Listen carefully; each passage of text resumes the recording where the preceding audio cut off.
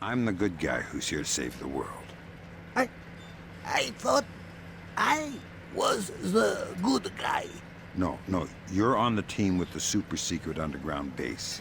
I'm the guy breaking into the base. That makes me the good guy. It's fitting that Splinter Cell didn't go out on an explosive note. It didn't see its end by the dramatic firing of a legendary director, a reboot the fans couldn't stomach, or even the perfect culmination of the series. Splinter Cell just shrunk back to the shadows. And that's why I feel it needs a comeback. As great as some of these games are, there is still potential unfulfilled. Not as if it's never changed with the times. For better or worse, the franchise has mixed things up along the way, adding and subtracting mechanics, flirting with different design philosophies. And today we're looking at how Splinter Cell's core elements have changed over 3 series landmarks: the original, Chaos Theory, and the latest entry as of yet, Blacklist. We'll be taking a look primarily at its level design, but also how its mechanics interact with those levels, and we'll finish off with a bit of a detailed level analysis. Let's turn on those night vision goggles, and maybe we'll spot the hidden potential for a much needed return. So what is Splinter Cell as a series, and what does it set out to be? Well, from the tutorial level of the first game, it's clear that Splinter Cell sets out to focus on being boring. Can you turn to the red emergency light on the wall to your left?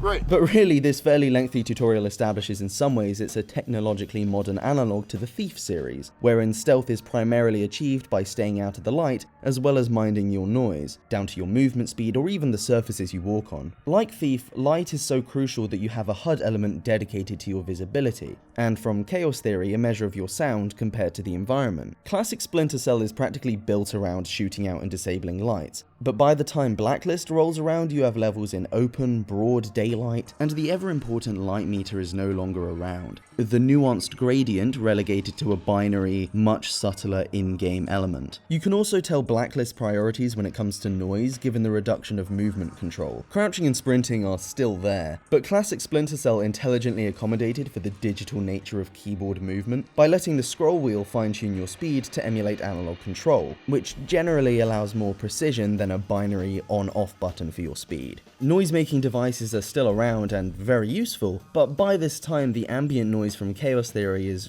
basically gone. This is a mechanic that was kind of undercooked, but something that totally fits for the series' core design. Causing ambient noise in the environment or even timing actions to be drowned out by thunderclaps, that's some cool stuff the series could definitely use more of, but it's barely even there as a courtesy in Blacklist. So with the shadows and the noise taking a back seat, what does Splinter Cell's priorities shift to? You guessed it, cover mechanics. Splinter Cell's always had taking cover in one way or another, but it's never been such a prominent element in the level design, nor afforded the mechanical safety it is in these later games. In previous games, cover was very sticky, and there was no way to do a very generous melee takedown while behind cover. There's also the cover dash. This is in line with the philosophy towards movement speed in that you can hit a button to automatically glide over to the next safe spot. Sam's just out in the desert sun catching some rays, but apparently these waist-high walls are everything he needs to stay hidden. I want to stress, it's not that Blacklist doesn't have light and sound mechanics. In levels that are making the most of the night, you may find yourself popping a few bulbs here and there. Even those aforementioned brightly lit levels are most often cast in harsh sunlight, which in turn means clearly delineated shadows. I have a harder time believing this is doing much for Sam's visibility. Shadows and noise are still there, but cover is so ubiquitous and advantageous that those classic Splinter Cell elements drift into redundancy.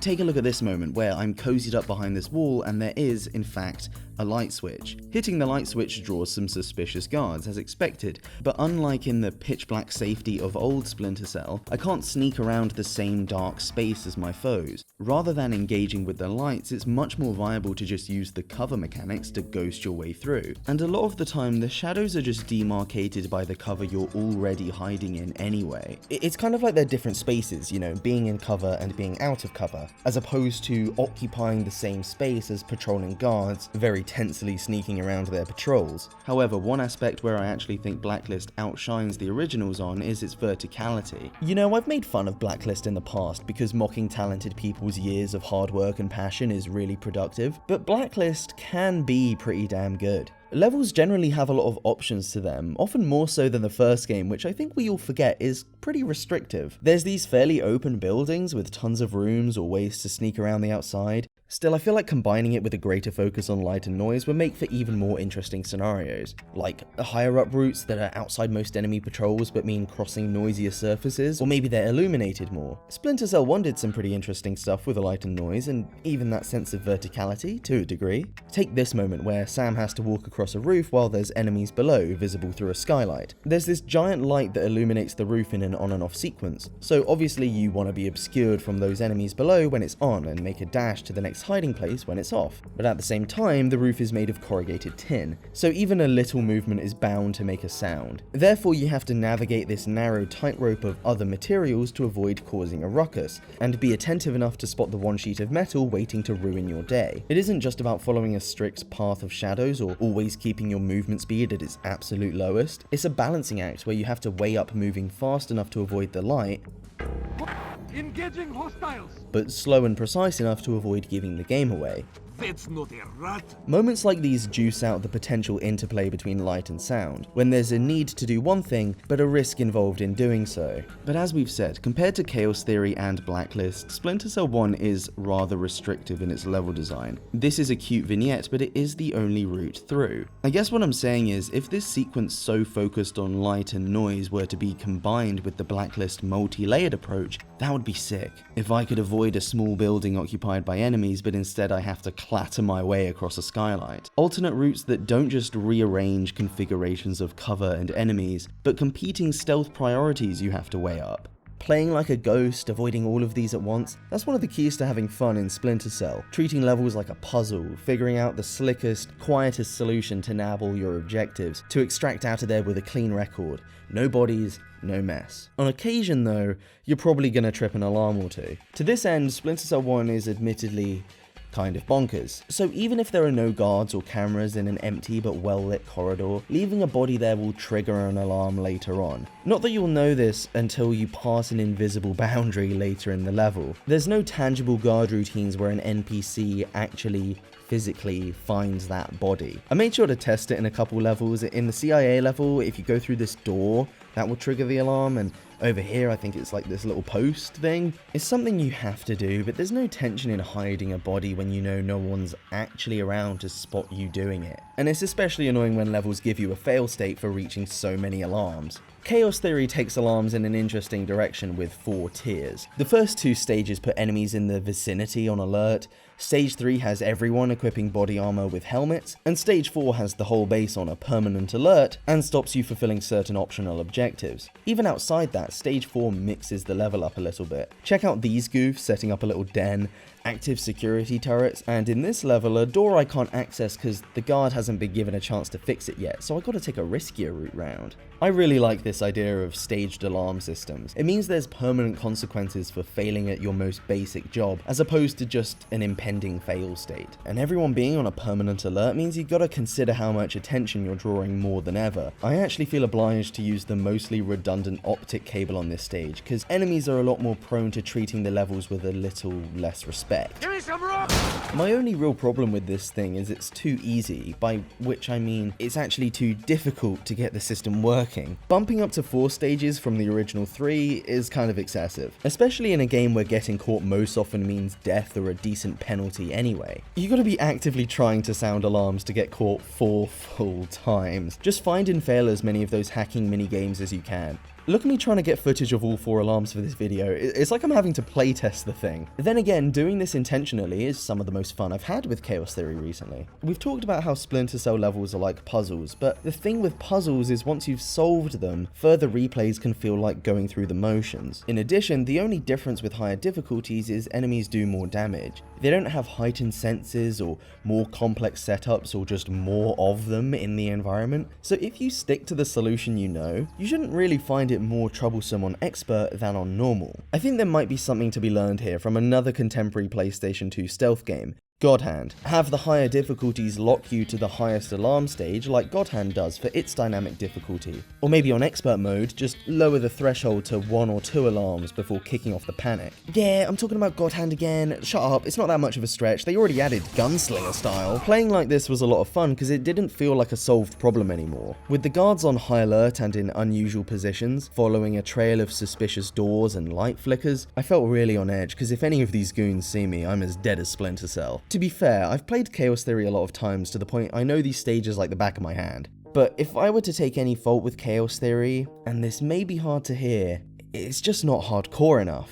Streamlining is a concept that's definitely met some skepticism over the years, with its play the game for me button and generally smoother movement making an aggressive playstyle more viable. Just watch the difference between the static takedowns of old and these fluid new movements. The difference between the original's crusty limbs and Nathan Drake over here is even more stark. As much as you can point to Double Agent or Conviction as turning points for this kind of stuff, the streamlining really started with the third entry. If you're playing non-lethally because despite the crippling video game addiction you still have some self-respect left, wow, there is a lot of freaky porn on here. These airfoil rounds are going to be your ammo of choice. In the first 2 games you have to land a shot in the head to knock enemies out cold. A hit to the torso only stuns them. So if you're just off, there's this little rush of adrenaline as you rush to take them out before they react, or you just gotta waste another one. In Chaos Theory? Nah mate, anywhere will do, it's fine. In fact, these things are just better than bullets. Remember stage 4 of that alarm system, where enemies put on helmets for protection? That doesn't really matter if getting hit in the torso still knocks them out. Sure, you don't get many of them, but sticky shockers are basically identical, so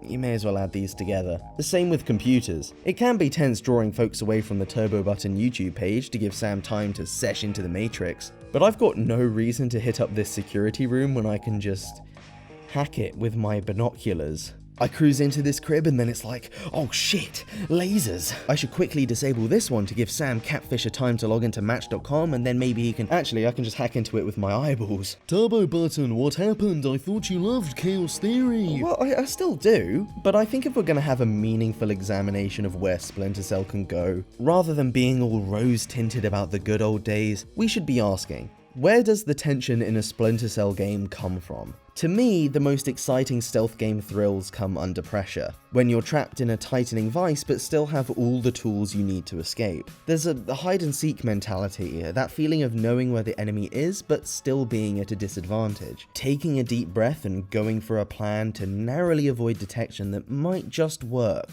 or get you killed. Those times where you need to move a body somewhere else, but doing so might put you in the spotlight while your mobility is limited. Those times you've influenced guard patrols and now they're taking a path that you didn't anticipate. Even tasteful scripted events that give you a short window to avoid getting spotted. Streamlining mechanics works counter to that tension. Why manipulate enemy patrols through the light and noise mechanics to gain access to a box that's emitting light directly onto Sam Fisher's disgusting 6th generation face if I can just use his psychic powers? The later games obviously have the most clear streamlining. No objects to pick up in the environment, no interrogations. Okay, we went a bit nuts letting Dick Cheney on the writing team for Conviction, but come on. This wasn't just an obvious fit for a stealth game, it was the source of so much charm shining through Sam's personality. But I'd be lying if I said this mechanic wasn't simplified even from its inception. I'm sure there were intense internal debates about whether interrogations should cause in-game noise. Unfortunately, the answer should have been yes. I'm just not sure I understand adding a mechanic where Sam will talk to a guy to try and extract information, but this all apparently happens on some alternate audio plane. This guy's not even trying to whisper. I'm sorry,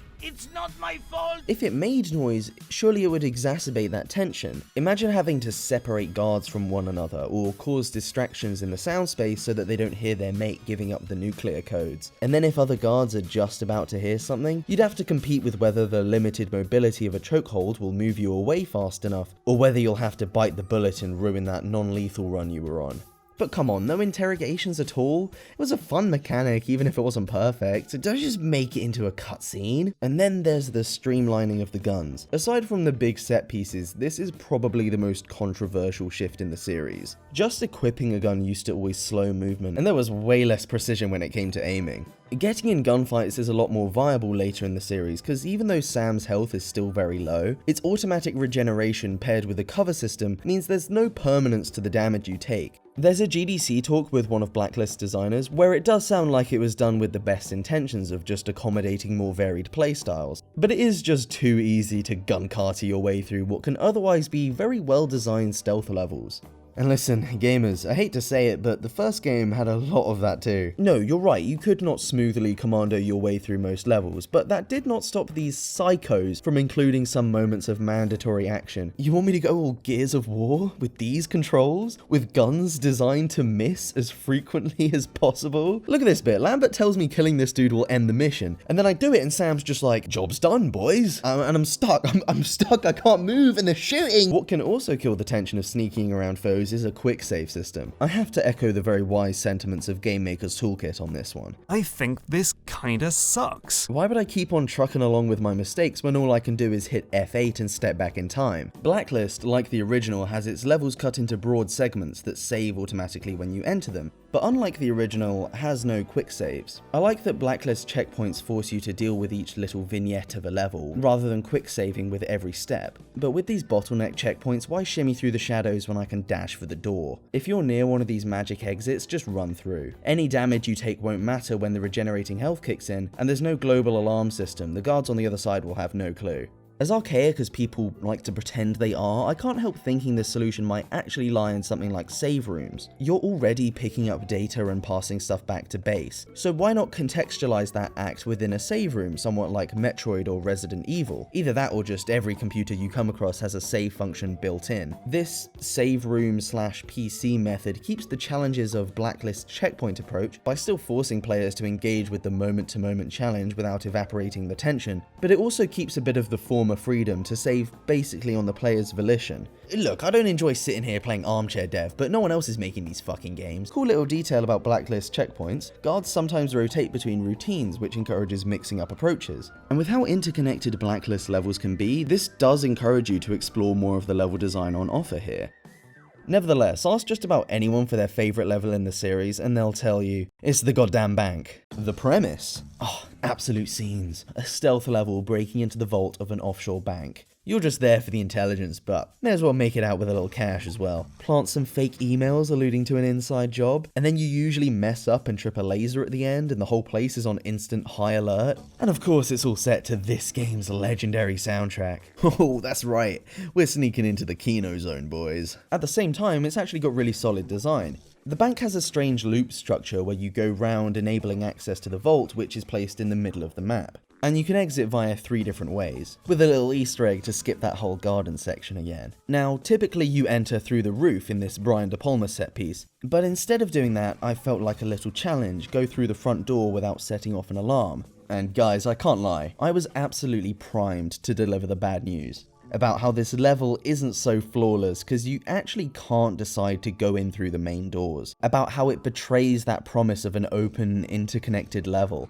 After all, despite the doors being open when you go in through the roof, if you try going through the main entrance, they're mysteriously closed. It must be one of those invisible progress gates or something. But wait a second, for the longest time I just didn't realise that the moment this desk guy sees anything suspicious, he'll close the magnetic doors before checking it out. Chaos Theory, baby, I'm sorry, I should have trusted you. I guess technically you can't ghost this route, but man, who cares? It's so tense turning off the garden lights and then having to pick the lock, take out the guard, disable the camera outside before those patrolling turn the lights back on, wait for this thing to recharge, then hit the other camera right there before you sneak on through. No alarms sounded. Again, think of the tightening vice. Several tense pieces of precise action, all while put under pressure. Further to all this, it's just a no-frills experience. Like just about all of Chaos Theory, rather than indulging in the interruptions or excitement of these other games, you just drop in, do your little sneak around, and leave. It's very pure and focused. This purity and charm may be absent in Sam Fisher's most recent outing, but this kind of intricate cross-cutting level design? I think we need to give a bit more credit here. So keeping in mind everything we've discussed so far, let's take a look at the final sequence of Splinter Cell Blacklist. I was kind of taken aback by how good this last bit is. A short but dense, complex, interconnected finish to what was already one of the best levels in the game. There's no map function in this game, so Here's a rough approximation I did by eye. Almost think of it like a condensed version of the bank. Like the bank, with 3 terminals to access before hitting the finish line, you have to navigate your way back and forth across this little maze before heading to the center. However, unlike Chaos Theory, this one actually has 3 different routes to the end goal, so no matter which order you access those terminals in, you can head straight to the end. To start with, you're hanging out here, and the moment you head towards the light, you'll see these 2 goons pop into frame. Lit clearly and talking about bad guy stuff, they really announce their presence. Their pathfinding varies between spawns, but you're always at least given an indication that there's guards roaming along that corridor. You could opt to use your shadowy advantage to take them down from afar, but there's both a drone and another patrolling guard that will come this way too. More likely, you're gonna just freeze up away from harm, making it a good opportunity to start considering your options. So there's the corridor ahead, you can see a computer room to the left, and a doorway to the right, which means you can put off going along that corridor with these villains. A keen eye that's heading along the more subtle route might just spot a hidden vent in the corner of a seemingly innocuous room, one that will eventually lead to 3 possible entry points to target B. The 2 ceiling vents, for example, either land the player just by the target in a bright open spot, right in the way of a patrolling guard, or further away but in a guaranteed shadowy safe spot. It's not like you just choose one of 3 confined routes. The place is interconnected enough to allow for constant branching paths, changes in plans and diversions. Take for example target A. You can enter the room itself through one of these doors or the vent, but each of those routes themselves have different paths leading into them. That's what makes a sequence like this great. There's clearly that segmented approach to the level design Splinter Cell has always had, a series of vignettes to make your way through, but the multitude of routes in and out as well as the open planning of it make for more variety in executing a strategy, as well as broader effects when something goes wrong. If Sam goes Rambo in one room, that familiar alarm mechanic from Chaos Theory will rear its head, as alert enemies from other rooms don riot shields and such. This also has an effect on the level design itself. With the place on full alert, those lasers return to cover each of these doors. Just like in the bank, you can bypass them by taking a body with you. But as mentioned, there's also a ton of vent routes in this place, in and out of just about every room, as well as these control panels to destroy that permanently disable these laser grids. Failing to keep your presence quiet has a direct effect on how you traverse the level, which is cool. Even those vents aren't totally safe. If you're not completely careful and leave one of them open, you can get followed in by one of these explosive RC cars, and again, even that can be prevented if you take out the drone operator in advance. Then of course there's the old pipes to cling onto, light switches to turn off, a security camera to deal with. Ubisoft basically did a great job with this, capping off an already solid stage with a fluid, interconnected space while still respecting the typically tight design of a Splinter Cell level. My only real complaint is it's almost so replete with options that it still makes those light and noise mechanics obsolete. But am I really going to complain about the level design being too intricate? I'll spare you on that one, Ubisoft. Oh yeah, but right after this, in the final boss, spoilers by the way, you start the boss and the game tells you... What? In the final minutes of the as of yet final Splinter Cell game, Ubisoft have to remind you it's a good idea to hide in the shadows. And look, if you're gonna do a boss in a Splinter Cell game, circumventing dynamic lights is probably the approach. But that little piece of text, any of you guys know about shadows? It's not really the sign of a game that's been hammering home this mechanic. You can basically track this development through the marketing for the games. The promo art for the first 3 heavily features Sam Fisher cast in shadow, and this starts to dissipate around Double Agent and Conviction as the series moves away from its roots. Light and dark is so fundamental to Splinter Cell that it's the focal point of the protagonist. Sam Fisher's character design is the goggles. He can be in total silhouette and those 3 green dots still let you know what you're looking at. It's iconic because it speaks to Splinter Cell's emphasis on being a shadow. While Blacklist may be more of a pure Splinter Cell game than Conviction, it still encapsulates the direction the series took in the 7th gen. Splinter Cell drifting closer to other games of the generation. While those games started emulating its controls or incorporating stealth elements, it kinda took away Splinter Cell's unique foothold in the gaming landscape. This goes double for Ubisoft themselves. A lot of their 7th and 8th gen efforts scratched a bit of a sneaky itch, leaving its flagship stealth game without much purpose. The absolute sickos at Ubisoft, they puppeteer Sam Fisher's corpse into some Ghost Recon DLC and he's all, "Snake is gone, there's only me." Sam, mate, your last game was in 2013, before the Phantom Pain. You should know better than to write me off. With Metal Gear Solid very dramatically leaving the vacuum for a more focused stealth experience, there might be room now to market the sneaky return of another beloved classic. With a lot of Blacklist, Ubisoft proved they can make a really good stealth game if they want to. It's just bogged down with so much of this, and this, and this. Going back to a stricter focus on light, noise, and intricate level design over smooth takedowns and these John Wick maneuvers, it wouldn't just help differentiate it from the somewhat homogenous bundle it got led to, it would also help concentrate the game's design on juicing as much as possible from that core Splinter Cell thesis, without getting distracted by a bunch of additives. More than anything, I want a game that recaptures the essential spirit of chaos theory. To me, it's the blueprint to achieving this focus, but there are elements of design to be learned from both its predecessors and its follow-ups. Bits of streamlining to keep and avoid, exemplary level design to be inspired from, and even how new technology or just artistic vision can realize the extent of dynamic light and sound manipulation. Splinter Cell may be defined by its darkness, but I really hope the series has a bright future. Curious. I haven't been in the field in years. Yeah, tell me about it. This video was made since my patrons helped me hit the goal for it quite a while back. No, I haven't been stealing Patreon money out of the Panama bank vault. If you're interested in supporting me on there, just know that it works on a per video basis. You'll never get charged if I spend another 2 years scratching my ass. I can't lie, every games conference I've been low-key worried a Splinter Cell will get announced and ruin this whole video, so thank God I finally made it. I'll just leave it there, guys. Hopefully Splinter Cell is quicker to return than I was.